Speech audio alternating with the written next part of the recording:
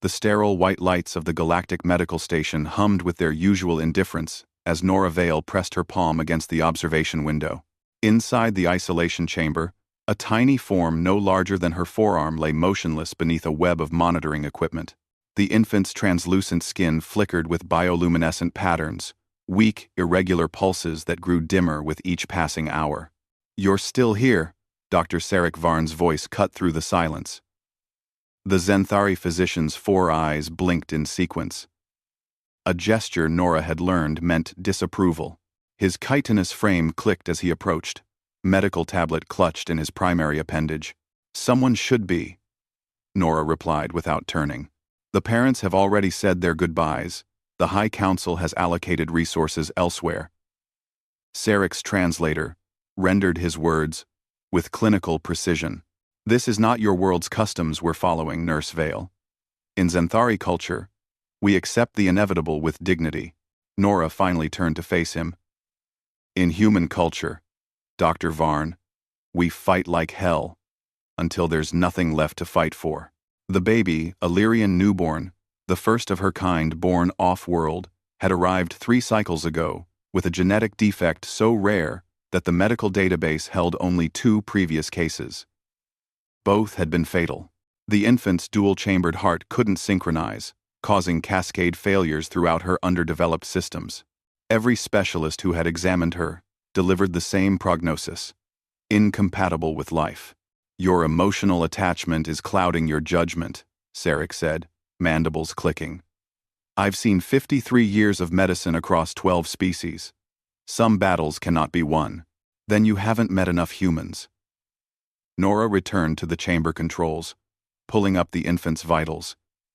Her heart rhythm is off because both chambers are trying to lead. "What if we're thinking about this wrong? We've tried 17 treatment protocols, all based on fixing the synchronization," Nora interrupted. "What if we don't fix it? What if we work with it?" Sarek's translator made a sound approximating a scoff.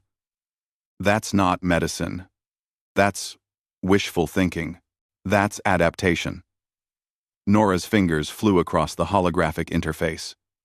"Humans have a history of thriving with what others call defects. Single kidneys, modified hearts, prosthetics that make us stronger than we were before. We're a species that refuses to be defined by our limitations." She pulled up her own medical file, displaying her genetic markers. "See this? I was born with a heart valve defect. On your world, I would have been deemed incompatible with life. On mine, they adapted the treatment to me, not me to the treatment.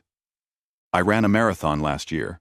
Sarek moved closer, his professional curiosity overriding his skepticism. "What are you suggesting? Her chambers won't sync because they're different sizes, one developed faster than the other in utero. Instead of forcing them to beat as one, what if we enhanced the natural offset? Created a rhythm that uses both chambers in sequence, but independently? That's never been attempted. The medical literature is written by species who've already solved their own problems," Nora said. "Sometimes, you need someone who's used to being told things are impossible." She worked through the night, Sarek watching with growing fascination as she designed a treatment protocol that violated every conventional approach. Where standard procedure demanded correction, Nora embraced the variation. She reprogrammed the cardiac stimulator to support dual independent rhythms, adjusted the medication dosages to account for fluctuating blood flow, and modified the incubator environment to reduce stress on the infant's struggling systems. "This could kill her faster," Sarek warned as Nora prepared to implement the changes. "Doing nothing will definitely kill her." Nora's hands were steady as she initialized the new protocol.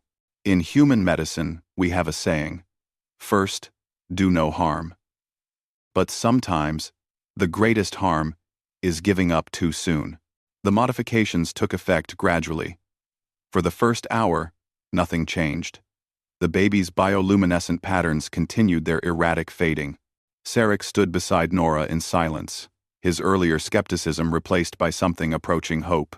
Then, at hour 2, a shift. The flickering steadied not into the unified rhythm every textbook demanded. but into something else entirely. A syncopated pulse, two rhythms interweaving like a complex musical piece. The baby's skin brightened. Impossible, Sarek whispered, all four eyes fixed on the monitors. Improbable, Nora corrected, allowing herself a tired smile. There's a difference. By morning, the infant was stable. Not cured, she would always have her unique cardiac rhythm, would always require monitoring but alive. Thriving. Even, her parents, summoned back from their grief, pressed their foreheads against the observation glass, their own bioluminescent patterns pulsing with joy. The High Council convened an emergency medical review.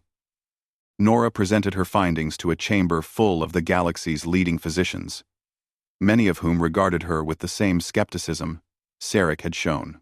You violated protocol, a Krovan doctor stated flatly. I followed the most important protocol, Nora replied. I treated the patient in front of me, not the textbook definition of her condition. And if this approach had failed? Another challenged. Then I would have failed knowing I tried everything possible, not just everything conventional. Dr. Sarek Varn rose from his seat. I opposed Nurse Vale's methods initially. I believed, as many of you do, that our experience and our data represented the limits of possibility. His mandibles spread, in what Nora had learned, was a smile. But humans have a quality we often lack. They refuse to accept that some lives aren't worth the extraordinary effort to save. Perhaps that stubbornness is precisely what makes them exceptional. The Council ruled in Nora's favor, recommending her approach be studied for application in other, hopeless, cases. As she left the chamber, Sarek caught up with her. You've changed how I practice medicine, he admitted. Nora shook her head. I just reminded you why you started practicing it in the first place. Through the corridor windows, she could see the nursery where the Lyrian infant slept, her dual heart beating its unique, impossible rhythm, a testament to the human conviction that surrender is a choice, and some choices are worth refusing to make.